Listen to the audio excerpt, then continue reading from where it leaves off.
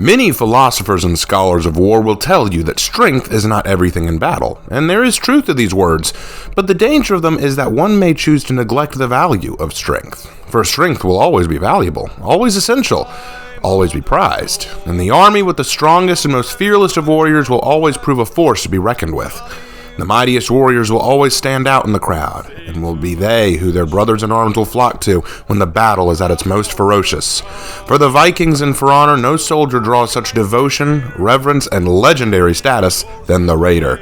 Built with muscles upon muscles, wielding a larger-than-life axe in both hands, the ferocious raider has been leaving his mark on For Honor since his release. All who behold him are more than familiar with the true status of raider. They are not mere warriors. They are legendary. But what were the raiders in history? What are they based on? Are they really historically based warriors or just legends? Let's talk about it. Welcome back to Heroes in History, where we take a look at all of For Honor's heroes and discuss who they are most likely based on. And today, we're finally going to take a look at Raider and decide who they likely take their inspiration from. Now let's start by taking a close look at the Raider in For Honor in terms of lore and design. Raiders are the vanguards of the Vikings, described as carrying the spark of gods and able to rally armies to themselves. Sometimes a Viking is born who carries the spark of gods. Raiders, we call them. It is a name that can summon armies. They wear minimal armor because they have no fear of death, and because that death is something inescapable and determined by fate. The moment of a Viking's death is chosen by fate. So what use have they of armor? Or of fear? I have my own personal issues with that line of reasoning, but I've made that clear in previous videos, so we'll try to leave that alone for now.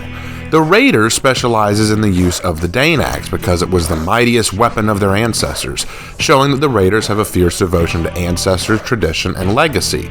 They are, for lack of a better term, brute force warriors, not bothering with slippery hit-and-run tactics or fancy and evasive maneuvers.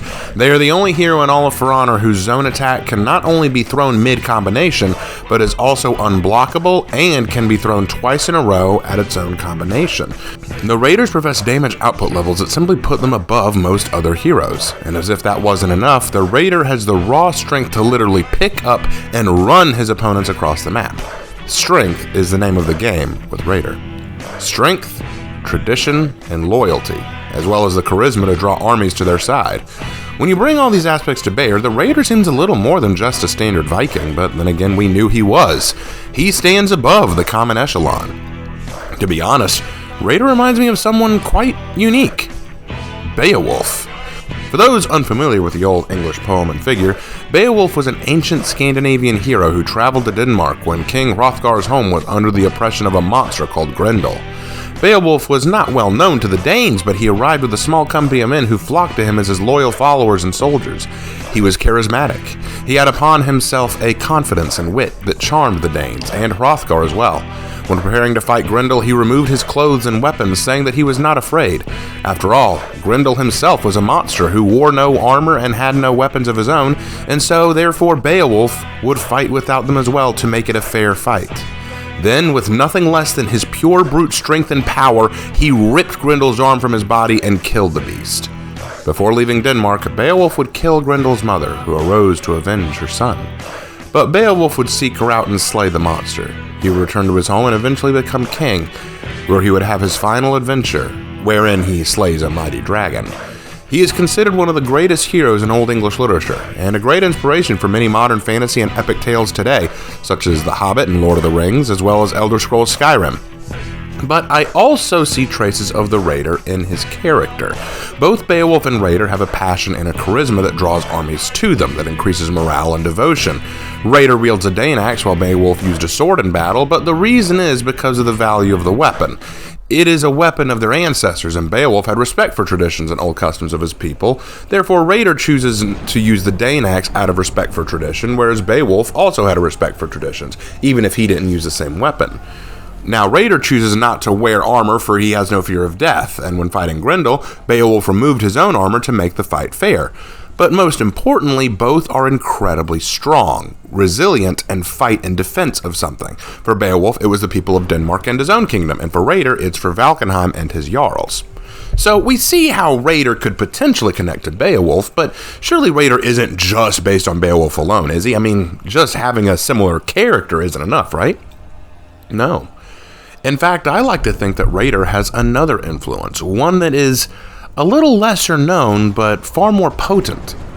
Some cultural historians have debated that Beowulf could technically be considered a temporary Housecarl, or Housecarl, for Hrothgar. This is not a made-up term either. This was a real position. A Housecarl was a bodyguard or loyal soldier who fought on behalf of a ruler or lord.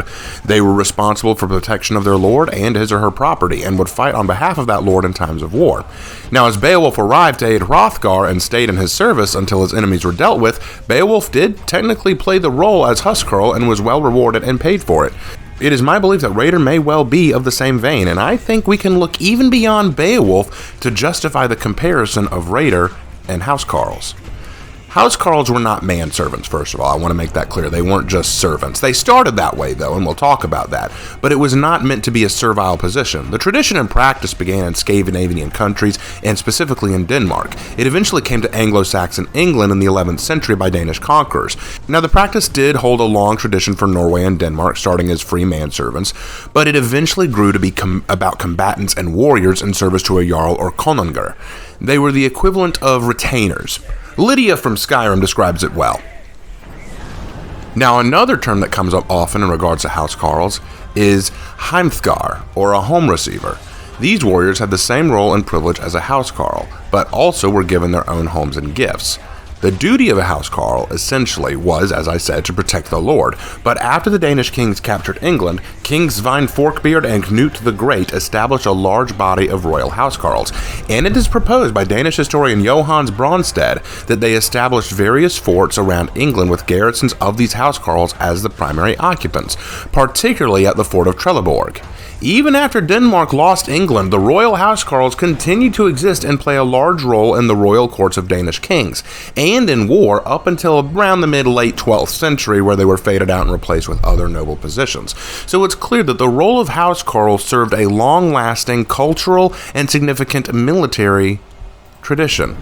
However, when the Housecarls were established in England, it's important to note that their role was still built upon traditional Norse law with a mixture of the canon laws of England. So comparing the Housecarls of traditional Denmark and England might be a little different, but fundamentally they functioned the same.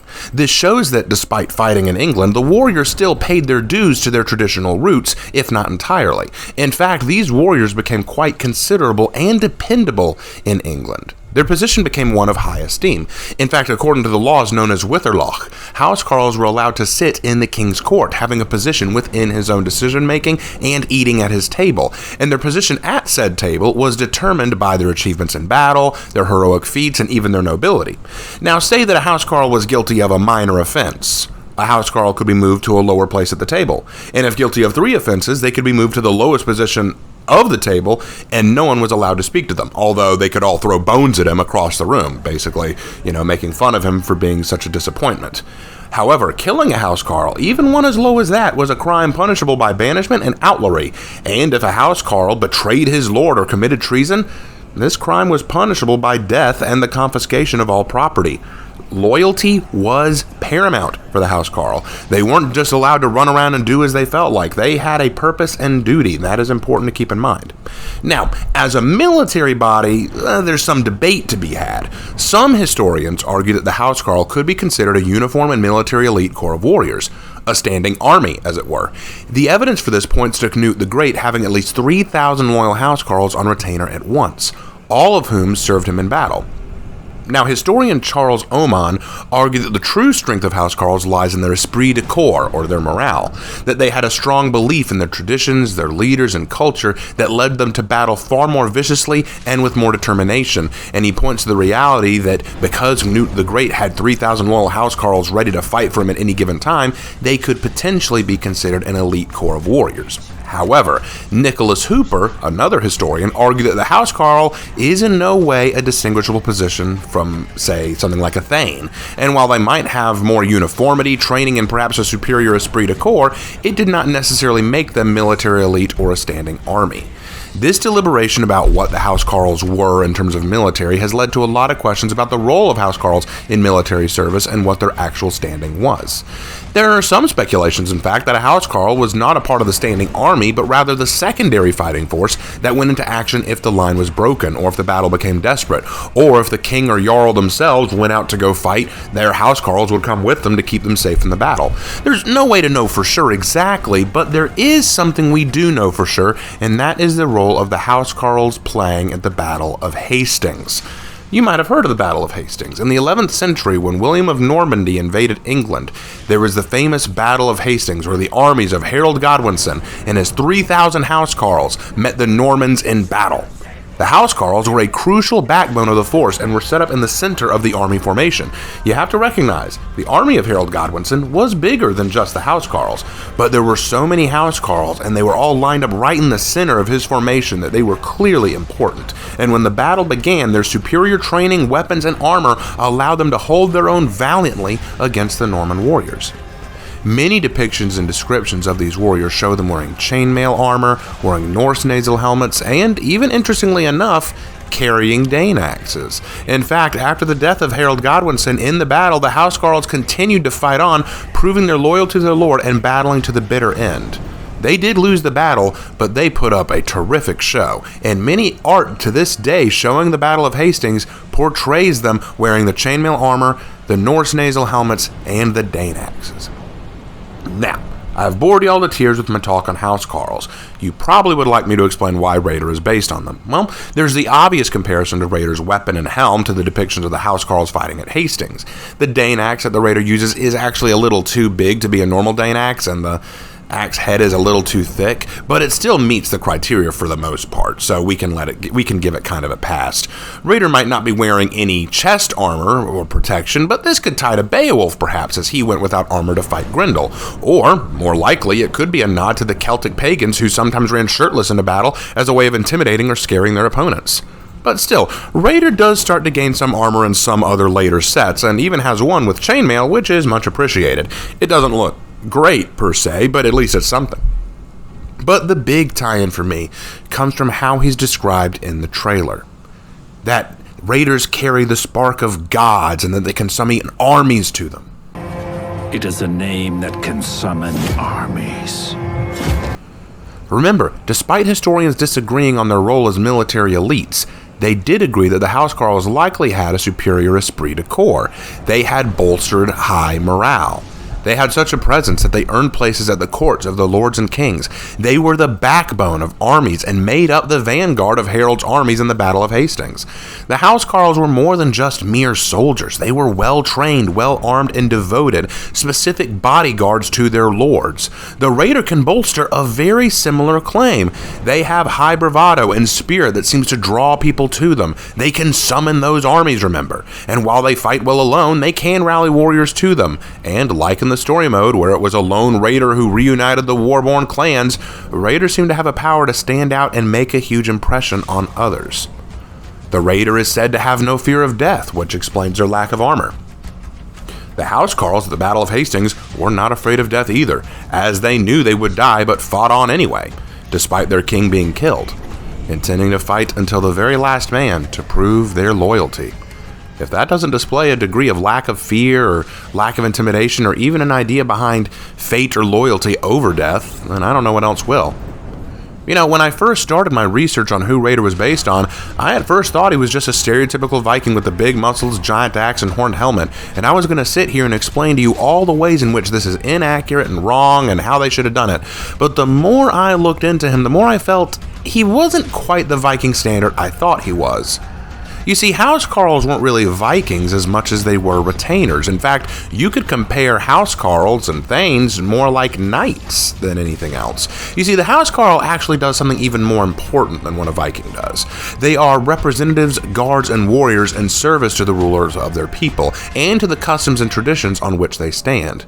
In every way, the raider represents what the Norse are, not what the Vikings are necessarily, but what it was to be a warrior of Nordic roots. See, people get this idea that all Norse were just Vikings, that the two terms are interchangeable, but Viking is an occupation. It's something you do. You go out, you raid, you pillage, you kill, you steal. That's what Viking is. You discover new places to raid and pillage.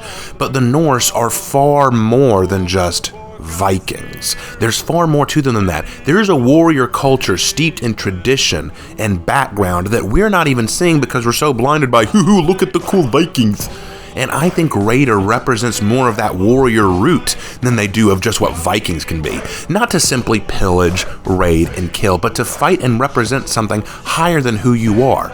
And to rally all those close to you to your cause. The belief that the Norse people, and the Vikings as well, were just untrained, undisciplined savages who had no training, no armor, as some like Loxton and Noggin pointed out in their video, is so factually inaccurate. I love how they spent most of their video bashing on Raider having no chest protection and having a weak axe, when in reality these warriors were so powerful they went toe to toe with Norman knights, fought to the bitter end to defend their lords, and have a cultural tradition steeped in loyalty and honor. And whether or not they're the most deadly warrior out there is irrelevant in the face of the reality that they were more than just mindless savages, and Raider represents that. For the saying is true, battles and wars are not won by strength alone. A warrior is more than just strength of arm and strength of mind. See, to be a true warrior, to truly leave your mark on history, you need loyalty, honor, valor, and above all, there's one thing you have to be. Legendary. I couldn't resist. Thank you guys so much. I hope you enjoyed this Heroes in History on Raider. Only one more to go, guys. And I will see you in my next video. Take care.